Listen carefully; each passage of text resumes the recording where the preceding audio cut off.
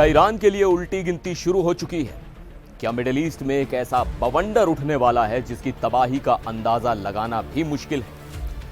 Israel ने साफ कर दिया है कि अगर तेहरान ने गलती से भी कोई हिमाकत की तो वह ऐसा पलटवार करेगा जो इतिहास ने कभी नहीं देखा। उधर समंदर के रास्ते अमेरिका का सबसे घातक जंगी बेड़ा भी मिडिल ईस्ट की तरफ बढ़ रहा है। क्या ईरान अब दुनिया के नक्शे से मिटने वाला है? नमस्कार, मैं हूं सिद्धार्थ प्रकाश। आज बात होगी उस वार्निंग की जिसने पूरी दुनिया को हिलाकर रख दिया है। इजराइल के प्रधानमंत्री बेंजामिन नेतन्याहू ने ईरान को अब तक की सबसे खतरनाक चेतावनी दी है। नेतन्याहू ने अपनी संसद यानी नेसेट में खड़े होकर साफ लफ्जों में कहा है कि तेल अवीव की नजर ईरान की हर हरकत पर है। उन्होंने कहा कि अगर ईरान ने गलती की और हम पर हमला किया तो हम ऐसी ताकत से जवाब देंगे जिसका अनुभव उसने आज तक नहीं किया होगा। जरा नेतन्याहू के शब्दों पर गौर करिए। वो कह रहे हैं अनप्रेसिडेंटेड फोर्स, यानी ऐसी ताकत जो आज तक देखी नहीं गई। इसका सीधा मतलब है कि इजराइल अब पारंपरिक युद्ध से आगे की सोच रहा है। नेतन्याहू ने यह भी कहा कि ईरान के भविष्य के बारे में कोई भविष्यवाणी नहीं कर सकता, लेकिन एक बात तय है, वो अब वैसा नहीं रहेगा जैसा पहले था। यह लाइन बहुत डराने वाली है। इसका मतलब साफ है कि अगर जंग हुई तो ईरान को ऐसी चोट पहुंचेगी जिससे वो कभी उबर नहीं पाएगा। यानी इजराइल का इरादा सिर्फ ईरान के हमले को रोकने का नहीं, बल्कि ईरान के वजूद को बदलने का है। लेकिन मामला सिर्फ बाहरी हमले का नहीं है। ईरान अपने घर के अंदर भी जल रहा है। वहां चल रहे विरोध प्रदर्शनों को कुचलने के लिए खूनी खेल खेला गया। उसके आंकड़े रोंगटे खड़े कर देने वाले हैं।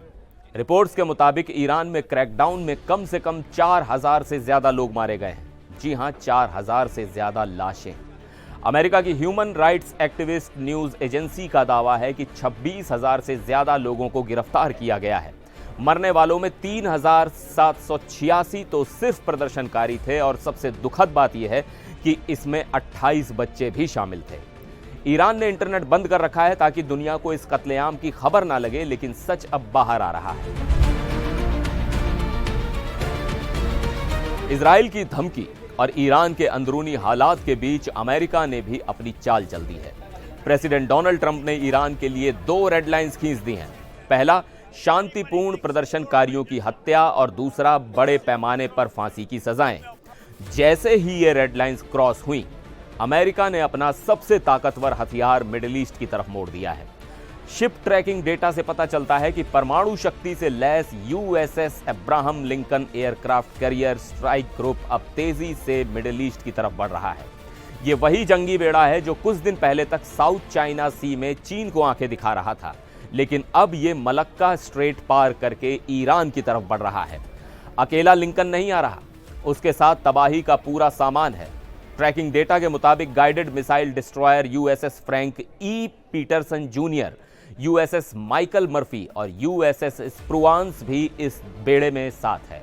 ये सभी अर्ले बर्क क्लास के डिस्ट्रॉयर हैं जो पलक झपकते ही किसी भी देश के डिफेंस सिस्टम को तबाह कर सकते हैं।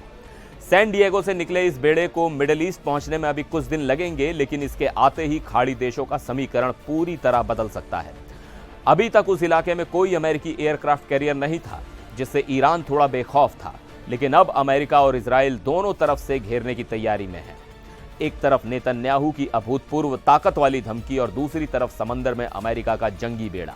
ईरान अब चारों तरफ से घिर चुका है और एक छोटी सी गलती पूरे क्षेत्र को बारूद के ढेर पर बिठा सकती है।